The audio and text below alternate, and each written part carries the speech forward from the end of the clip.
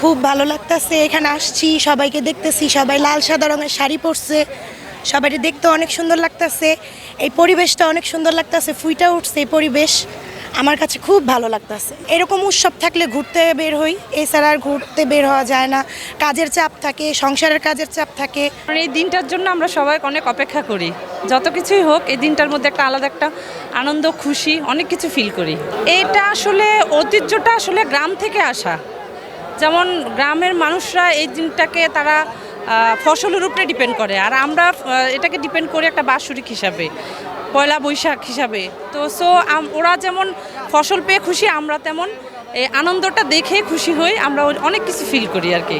নববর্ষটা পালন করি, এটা হচ্ছে কি আপনার বাংলা সনের মানে বৈশাখের প্রথম তারিখ, বাংলা সনে পহেলা বৈশাখ, জ্যৈষ্ঠ, আষাঢ়, শ্রাবণ, এই 12 মাসের প্রথম দিনটা হচ্ছে গিয়ে বৈশাখের আজকে 1 তারিখ।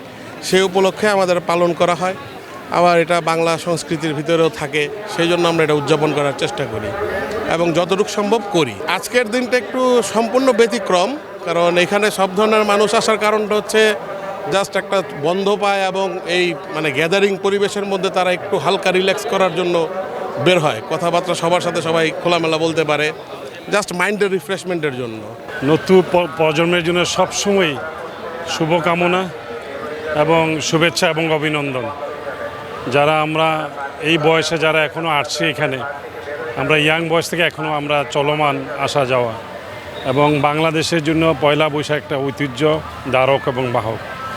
সব বাচ্চারাই এবং সব ছেলেরাই, সব বয়সের ছেলেমেয়েরা এখানে আনন্দ উপভোগ করার ইচ্ছা প্রকাশ করে যে পয়লা বৈশাখ আসবে, আমরা সেই অনুপাতে আমরা কাজ করব, পোশাক কিনে তাদের ঐতিহ্যের যা যা কিছু দরকার আগে থেকে প্ল্যান করে থাকে। তো সেই জন্য তাদের জন্য একটা শুভকামনা রইল। আর বাঙালিদের জন্য আসলে পান্থা, ইলিশ এবং চিরাচরিত যে নিয়মগুলো আছে সেই নিয়মগুলো তারা পালন করে।